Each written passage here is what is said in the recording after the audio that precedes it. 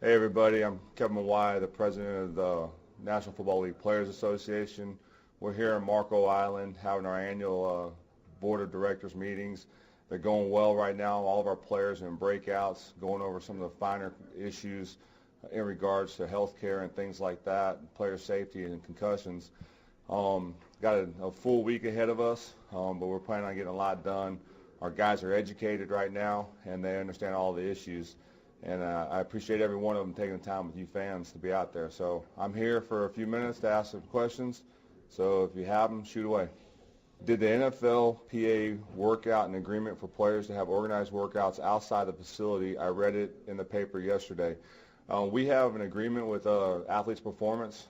They have 5 or 6 sites spread out across the nation that they're offering discounted rates for players to go work out at in mass as groups or individuals.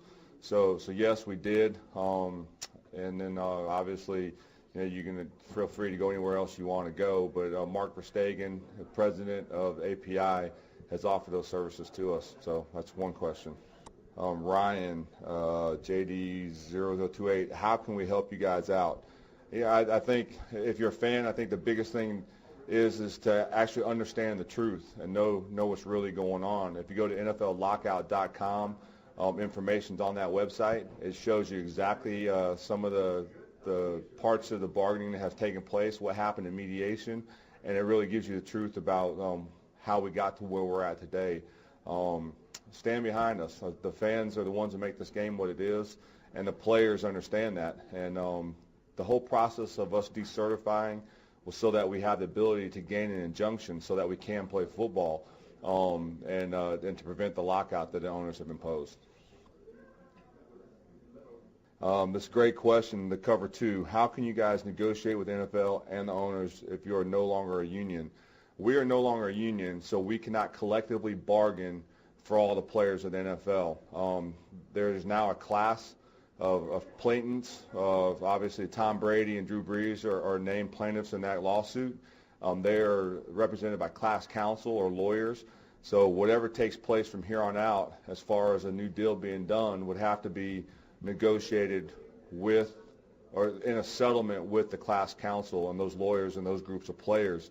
We as an organization are no longer a union, so we can't collectively bargain a deal for all 1,900 players in the NFL. It would have to be a settlement through the class action litigation. Ryan, we do stand behind you. We just want to see you guys play and can't wait for it to begin. Ryan, thanks a lot, and it does mean a lot to the players that know that we have a lot of fans out there that are standing behind the players. Appreciate it. Again, I want to reiterate how the players feel for the fans. We thank you guys so much. Kind of give you an idea of what's going on. Yesterday we had our big meetings, brought everybody up to speed on what took place in the mediation and the bargaining process. Today we had a big meeting. We had some presenters. Our medical staff talked about the player safety, health, and welfare. We had Sean Morey as one of our executive vice presidents on the executive committee that gave us his take on what happened in the Mackey White TBI committee meetings that we've had that deals with player concussions and long-term care and the effects of those concussions. Nike presented to us some of the ideas that they have. If many of you don't know, or you might not know, that Nike will become the brand of the NFL in 2012, and we'll work closely with them to help develop equipment and uniforms and things like that for the players' use. So those are some things that happened in the big meetings today. These smaller meetings, again, guys are learning about the COBRA insurance and how it's going to affect their families and things like that, and what API is going to provide to the players, and just giving an overall view of what's available, and then guys can ask more in-depth questions on any of those topics.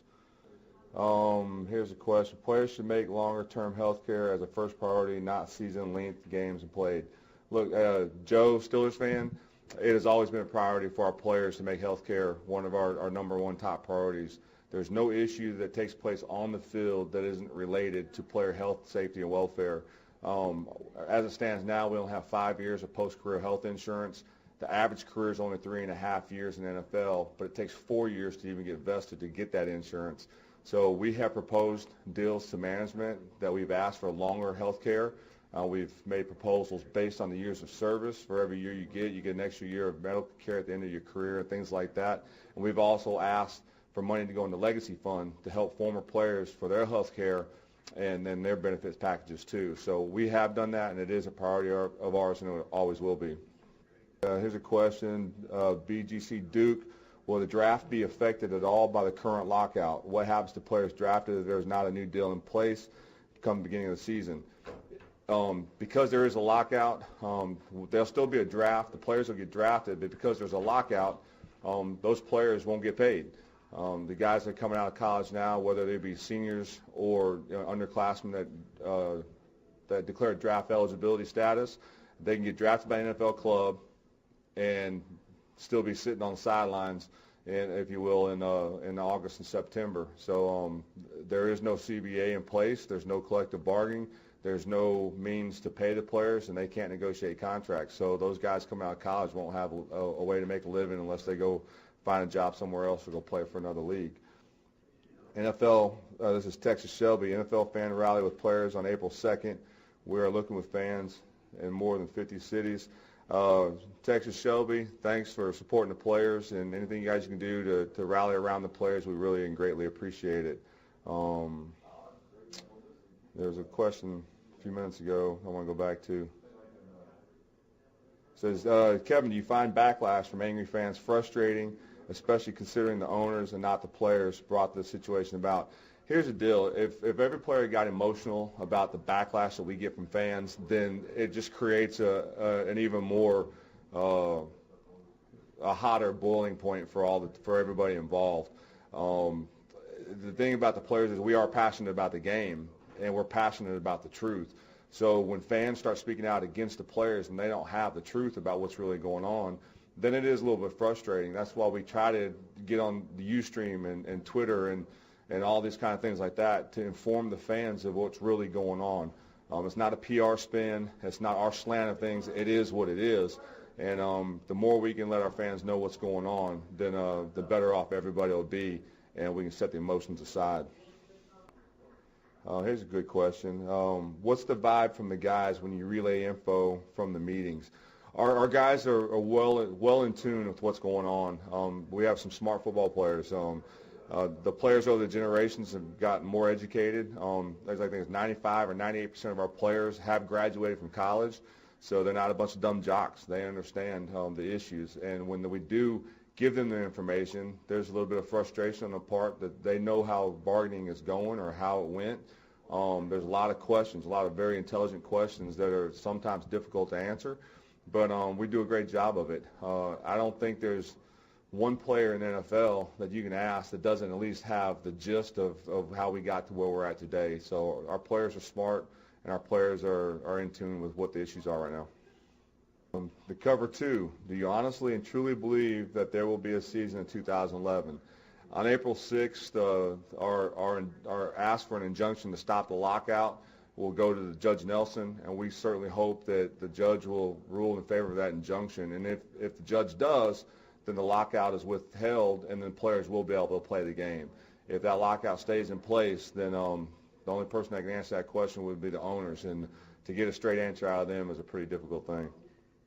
I'm going to take this last question. It's an easy one from Ryan. Last question. Who do you have winning your bracket in March Madness? I don't have a bracket, and I don't watch basketball. I don't watch baseball, and I'm a football guy. And you know, with what's keeping me busy here with the players, I don't have time to watch basketball. I'll wait till the Final Four and watch the last 5 minutes of each one of those games. But no brackets for me and no winners. So you guys take care. Thank you so much. And all the fans, thanks for your support.